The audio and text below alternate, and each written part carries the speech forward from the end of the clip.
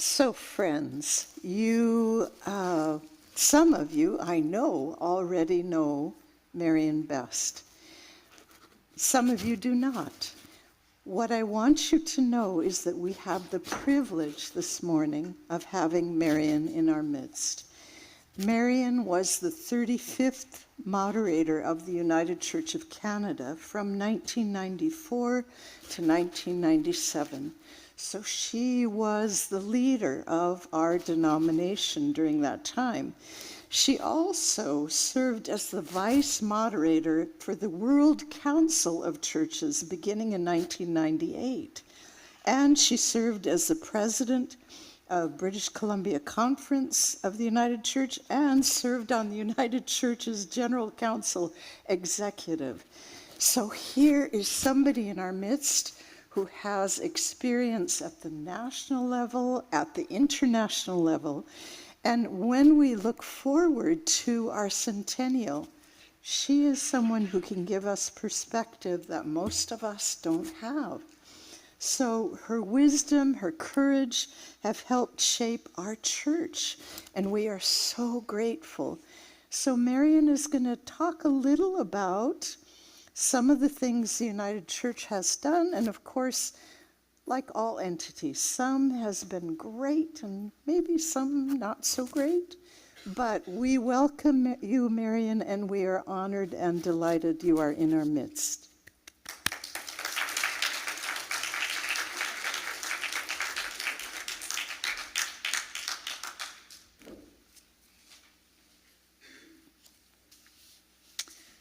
Well, in September, it'll be 90 years since I entered as a 3-year-old to United Church Sunday School.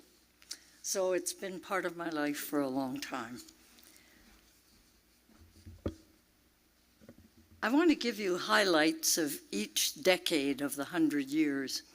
And some of them I've got by researching, and many of them I lived through.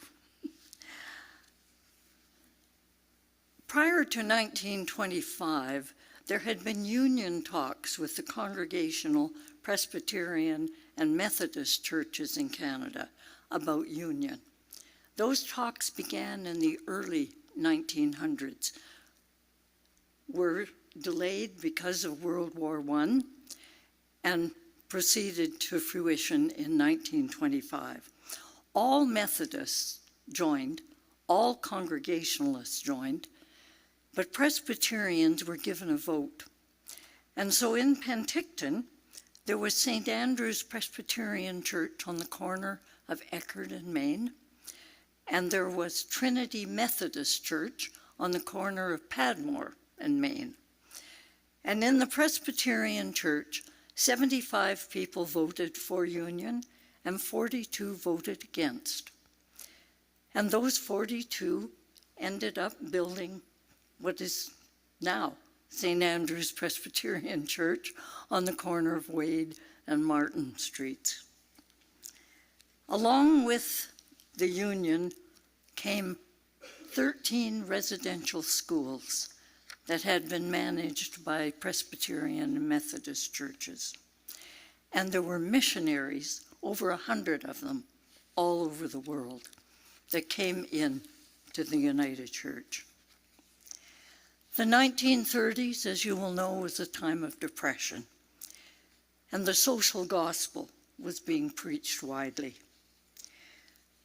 There was a real shortage of clergy, and as a result of the shortage, I think, they decided to ordain single women.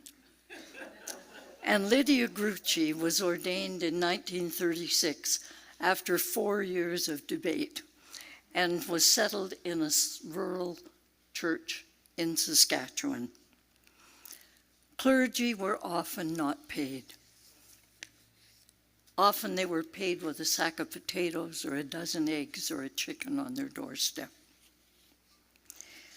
In the 1940s, there was a pacifist movement within the United Church, and there were conscientious objectors who ended up driving ambulances and many clergy ended up teaching school in the Japanese internment camps. Then came the post-war boom. And in 1947, Naramata Center was established as the first of 5 centers across the country. And in 1948, the United Church became a founding member of the World Council of Churches. The 1950s numbers just increased, and there was a building boom. In BC, there was one architect who had one design for wooden A-frame churches, and you can find them all over BC. It was also a controversial time, as Al Forrest, the editor of The Observer, had visited the Palestinian refugee camps, pleaded their case, and caused an uproar in the interfaith community. In the 1960s, there was serious talk with the Anglicans about union. In 1962, the General Council moved that married women could be ordained, as long as they weren't of childbearing years. I mean, who would look after the children? Well, the General Council executive, in its wisdom, refused to enact that, and in 1964, that motion was withdrawn, and married women of any age could be ordained.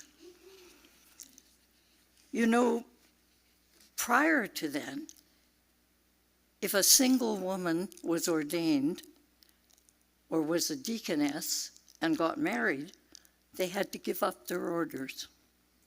They could no longer function as an order of ministry.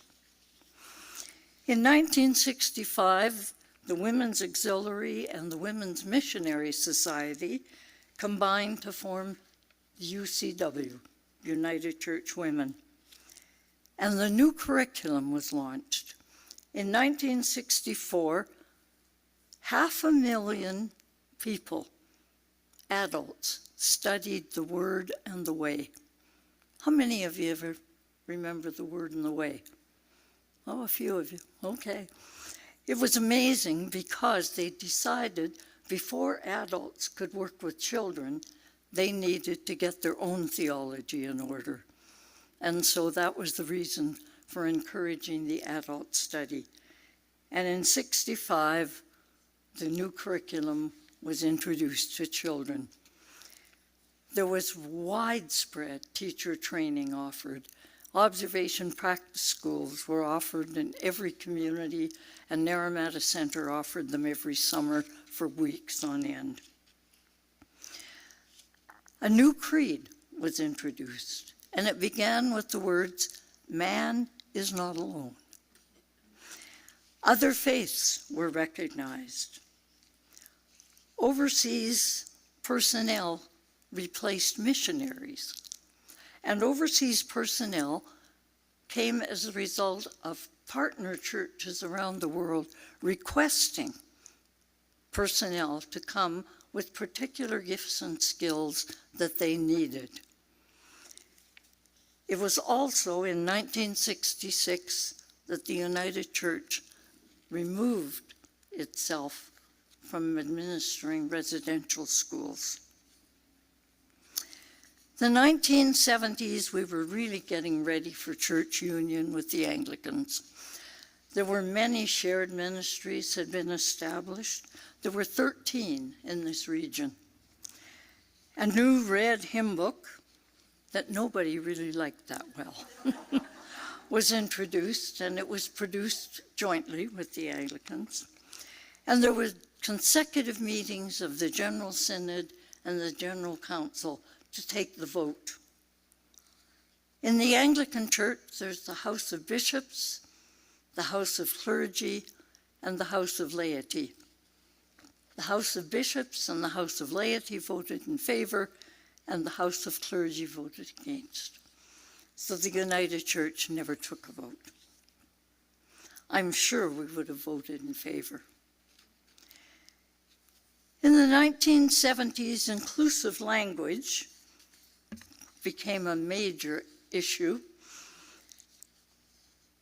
Man is not alone got changed to we are not alone. The Evangelical United Brethren, a church mainly based in Ontario, became part of the United Church. And it was obvious that the United Church numbers were on the decline, and the church had much less influence in the world. Used to be, if the church got in touch with politicians, they paid attention. No longer. In 1980, at the General Council, Lois Wilson was inaugurated as the first woman moderator. There were many more women in ministry. Environmental issues came to the fore.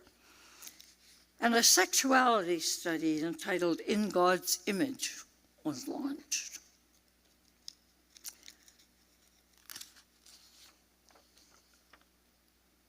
The whole People of God curriculum and Songs for a Gospel People were launched by Woodlake Books.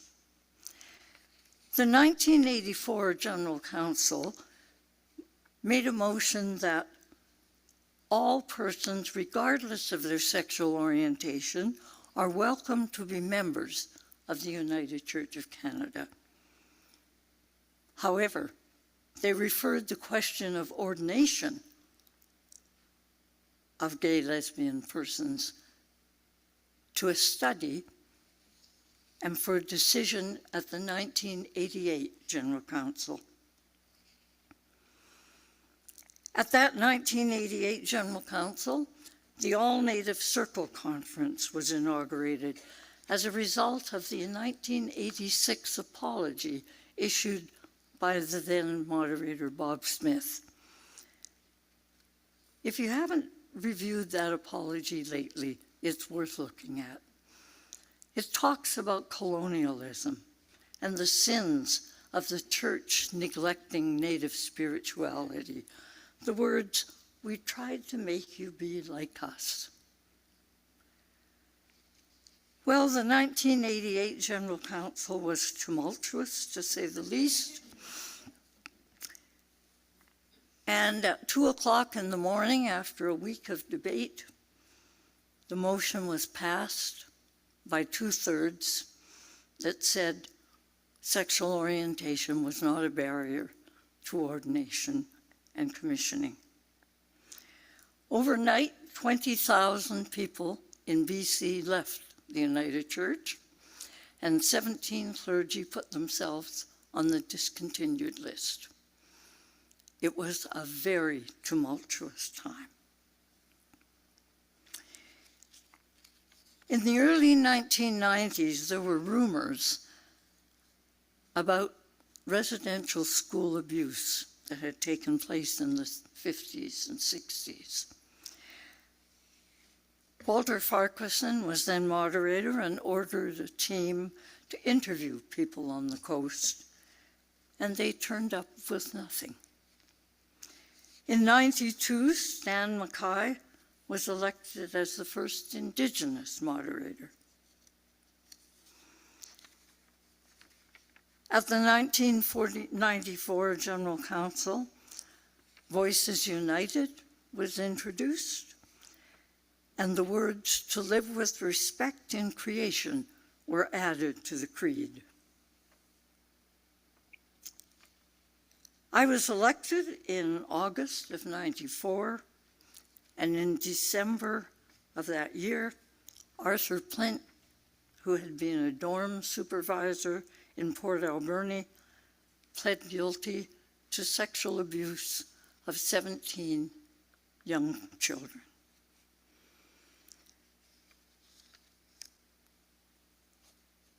What followed was those survivors suing the church and the government for literally millions of dollars.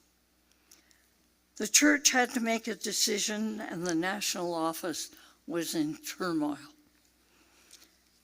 Do we go to court against those residents, or do we go bankrupt? And the decision was to go to court. The saving grace was that churches in Vancouver hosted lunches for the survivors and their families while that court case was going on. It was a very difficult time.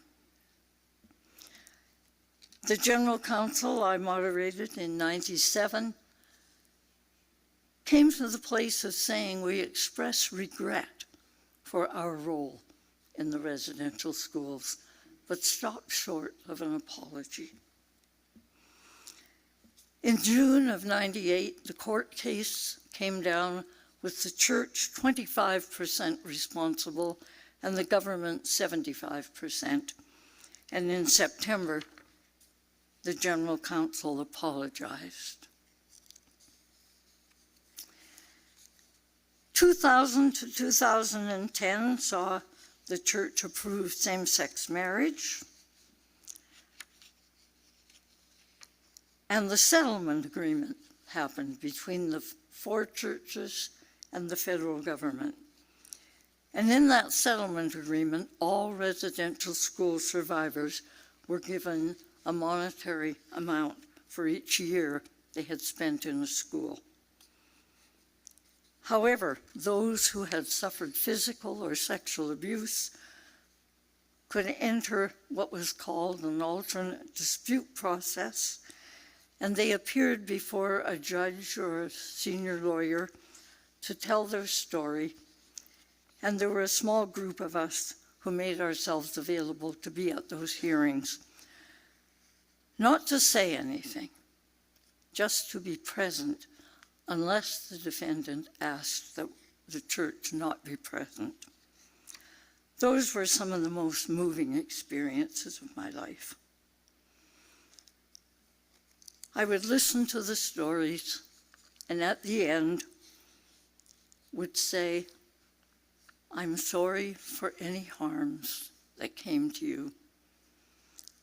And every time I received a handshake or a hug, it was healing.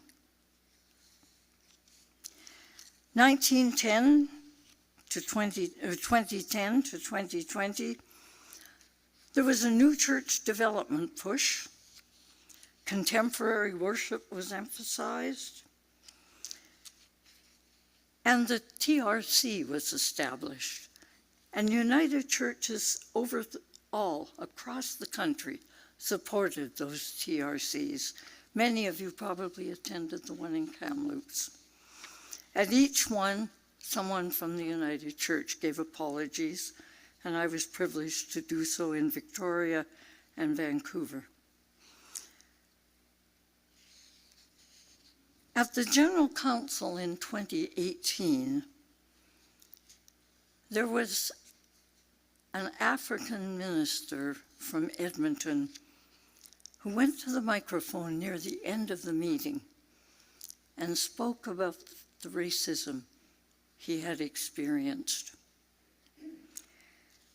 It led to the moderator asking that anyone of a racial minority go to a microphone and tell their story. The lineup was huge, and the stories were terrible. Some of you might remember Franklin James, who was settled in Armstrong, Enderby. And he was stopped on the street by the police at one point because he was carrying a garbage bag with his clothes on his way to the laundromat. The anti-racism stories were horrendous. And more, the church was relying on people from abroad to fill our vacancies. Broadview magazine took the place of the Observer. And then in 2020, COVID hit. And we resorted to Zoom. And there was more internet and less in-person worship. Few children and few youth. Lots of church closures now, fewer people going into ministry. Of the 5 centers that were established, 3 are still operating, and all of them are struggling. So what's the future? Well, the remit for an Indigenous church passed, but they're taking their time to establish this church. They want to get it right. There are more shared ministries, some with other denominations, some just United Churches combining, and more are lay-led. Will there be a United Church in 21-25? I don't know. But I do know there will be communities of faith devoted to deep spirituality, bold discipleship, and daring justice.